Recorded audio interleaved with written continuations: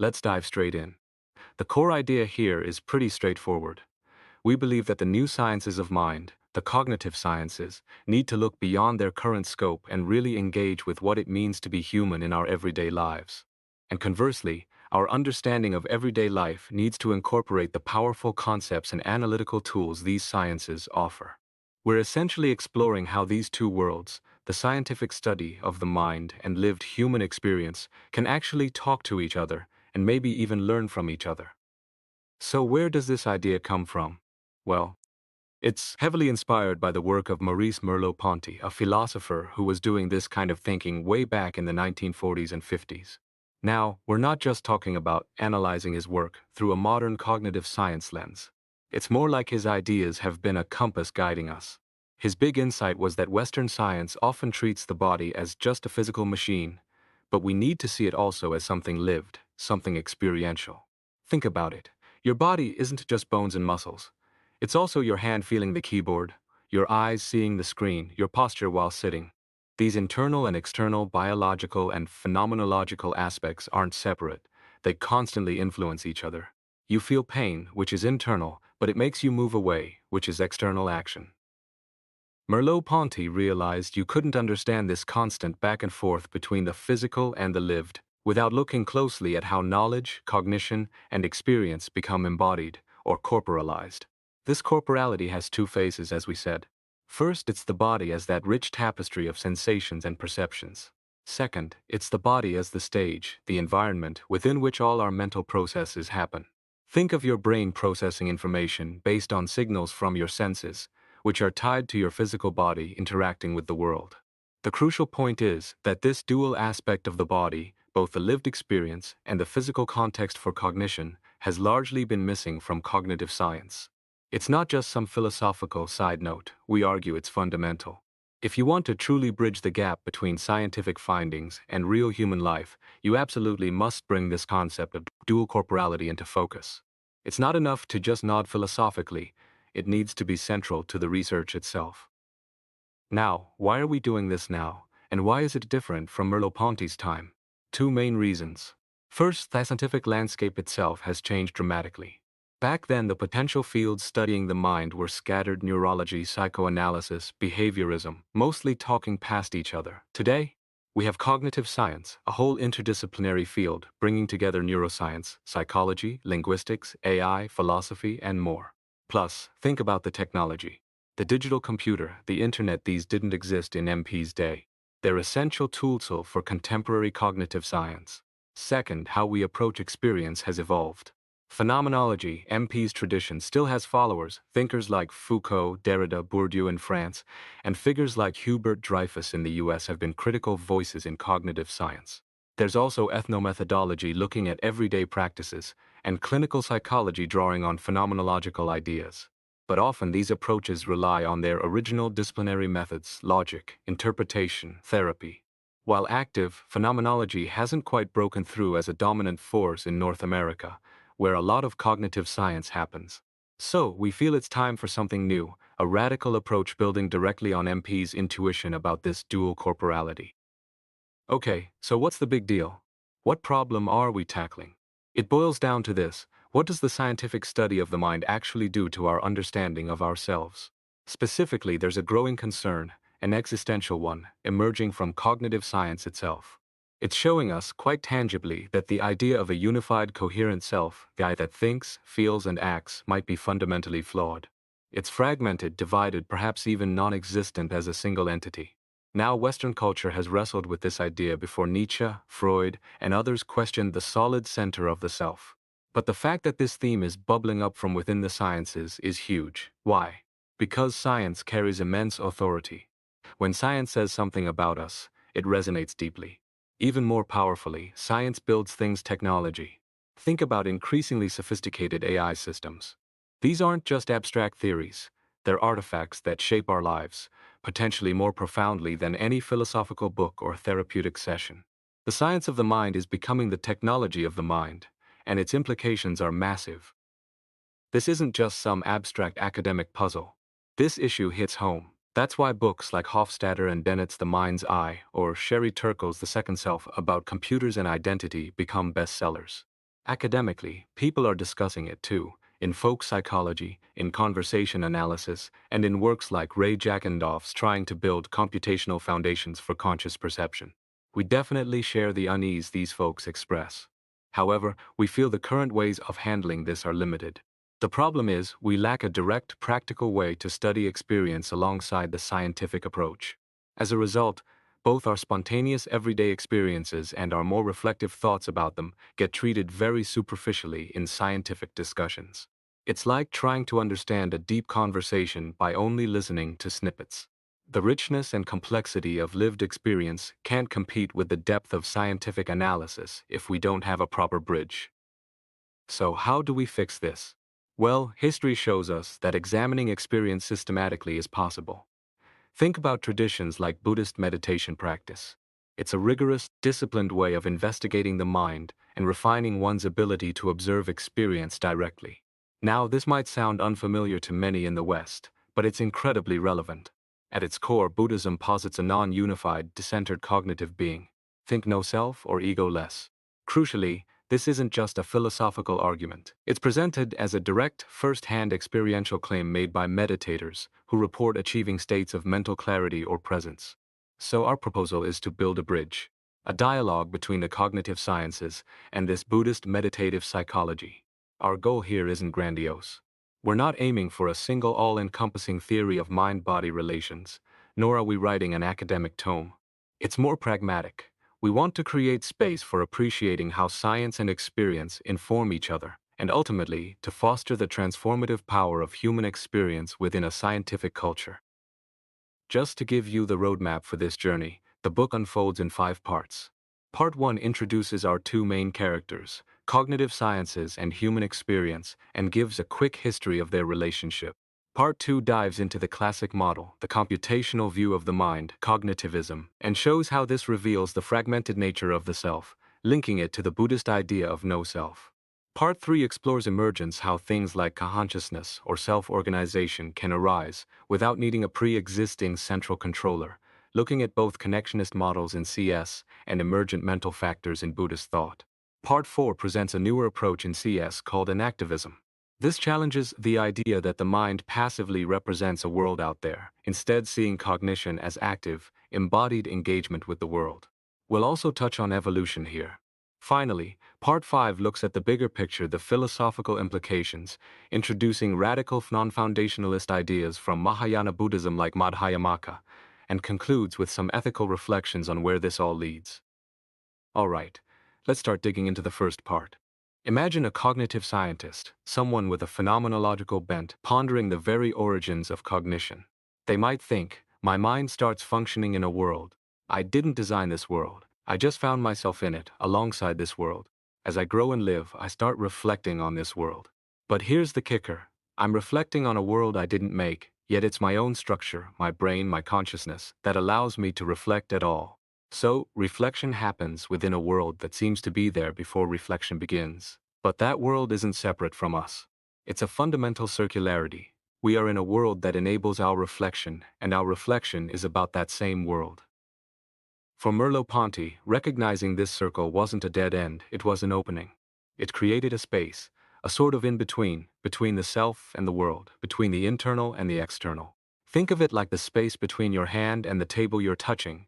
It's neither purely hand nor purely table, but the interface where they meet. This wasn't a void or a wall. It embraced the difference, but also showed the continuity. MP called it a between two, an entre-deux.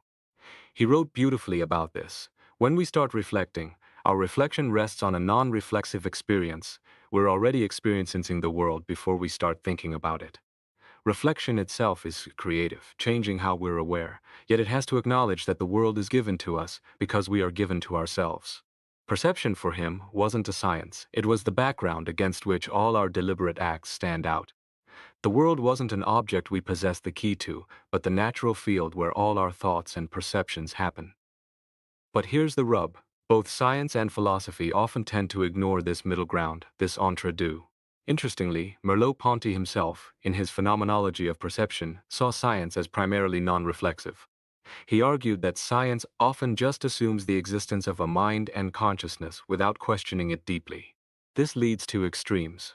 On one hand, you have the old ideal of the detached observer, like the disembodied eye, watching phenomena objectively in 19th century physics. On the other hand, you have interpretations, sometimes fueled by quantum mechanics, suggesting that reality is somehow constructed by the observer's mind. But here's the problem. When cognitive science turns its gaze inward, studying cognition itself as its object, neither of these extremes works. We can't pretend we're completely outside our minds, nor can we just say the mind makes everything up. We need something more nuanced. So, what exactly are these cognitive sciences? It's the name for this relatively new field. Broadly, it means taking the study of the mind seriously as a scientific endeavor. But it's not yet a mature, established discipline like physics or biology. There's no single agreed upon direction, no huge community of researchers defining it in the same way. It's more like a collection of disciplines working together. Think of artificial intelligence as a major pole, heavily influencing the field, especially through the dominant computational model of the mind. Other key players include linguistics, neuroscience, psychology, and sometimes anthropology and philosophy of mind.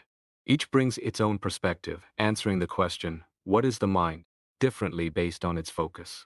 So where CS is headed is still unclear, but it's already had a massive impact. Think about the history of science. Historians like Koiri and Kuhn argued it's not just a steady march of progress, but more like a saga, with radical shifts in how we imagine the world. There's a parallel history of how humans have tried to understand themselves. Always precursors existed like Greek physics and Socrates, or Montaigne's essays alongside early French science. What we call cognitive sciences today might represent a major mutation in this history of self-knowledge. It's when science itself recognized that studying knowledge and cognition is a legitimate scientific task. It involves a broad interdisciplinary view, going beyond just epistemology or psychology. This shift, championed by cognitivism around 30 years ago, is compared here to how Darwinism revolutionized evolutionary studies. Plus, knowledge in CS is now deeply linked to technology, especially AI. Technology amplifies science. This creates a mirror society-wide, reflecting views of the mind that go beyond individual introspection. Suddenly, we're all grappling with questions like, is the mind just symbol manipulation? Can machines truly understand language? These aren't just academic debates anymore. They touch our daily lives through games, movies, and technology. This fusion of science and technology offers unprecedented potential to transform our understanding of ourselves, for better or worse. Now, it's important to remember that cognitive science isn't a monolith. While there are dominant themes and influential figures, especially those shaped by specific funding and research trends in places like the US, there's significant diversity. We want to highlight this variety. We'll conceptualize CS as moving through 3 successive stages, which we'll explore in detail later. To give you a visual, imagine a polar map like Figure 111. The center is cognitivism, the core of the early phase. Moving outwards, the middle ring represents the shift towards emergence and connectionism, exploring how complex behaviors emerge from simpler interactions. The outer ring points towards inactivism, the newer perspective we'll discuss. Around the edges, you see the different disciplinary angles: linguistics, neuroscience, philosophy, etc., and key concepts like emergence and inactive placed strategically. This map helps visualize the evolution of ideas we'll trace. Let's zoom in on that first stage, cognitivism. What's its core idea? It's all about the digital computer. Think of a computer processing information by manipulating symbols, like the number 7, representing the concept of 7. Cognitivism is essentially the hypothesis that the human mind works similarly. It's a system that manipulates symbols, and this manipulation constitutes cognition. Therefore, thinking is essentially mental representation. The mind operates by juggling symbols that stand for things in the world or for the world itself. According to this view, the proper scientific study of cognition is the study of these representations, and this domain is considered distinct from, say, neurobiology or sociology. Cognitivism became a powerful research program with labs, journals, tech companies, and so on. It's so dominant that often, when people talk about cognitive science, they really mean cognitivism. However, cracks started appearing. Critiques emerged along 2 main lines. First, some asked, is the computer symbol processing model the best way to represent cognition? Second, a deeper critique questioned the very idea of representation as the central pillar of cognitive science. The first alternative, often called connectionism or emergence, suggested that tasks like vision or memory might work better with distributed networks, where properties emerge from the interactions of many simple units, rather than relying on discrete symbols. Think of a neural network learning a pattern versus a computer following a strict algorithm.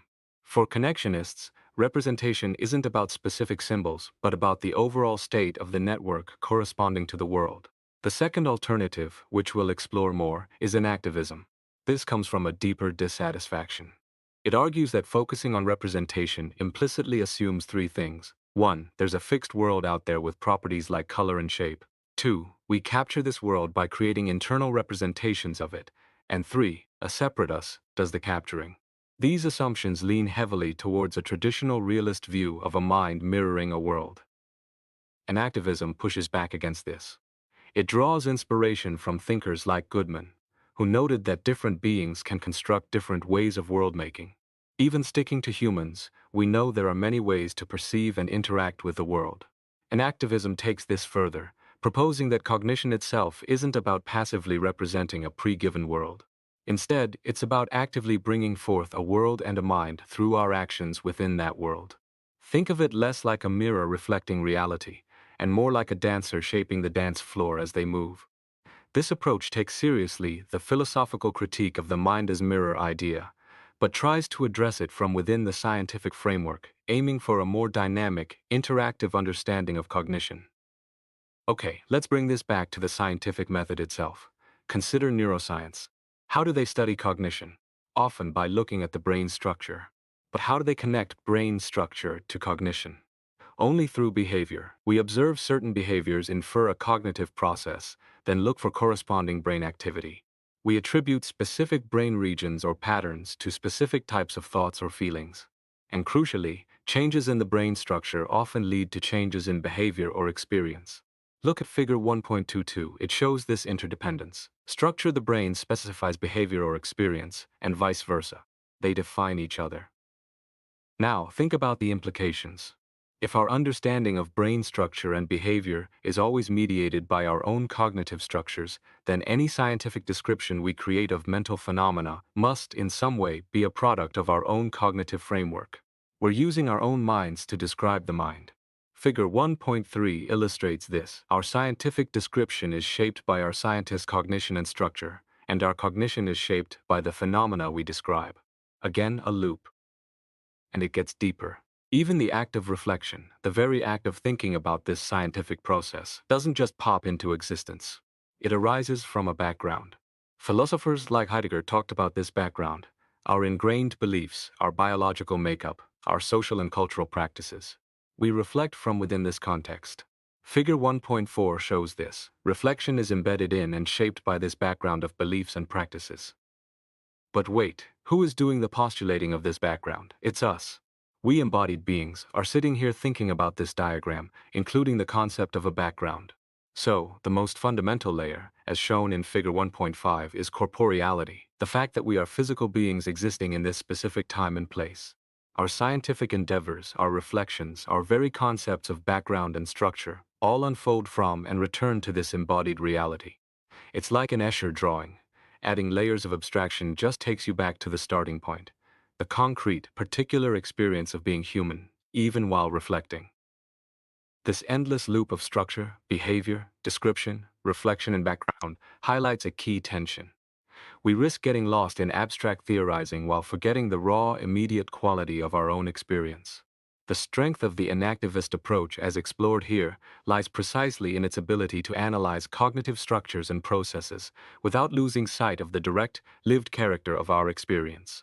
It tries to keep both feet on the ground, acknowledging the structural aspects while remaining grounded in the immediacy of being. That's the central theme of this book, navigating this deep circularity. Philosophers have wrestled with this circularity for ages.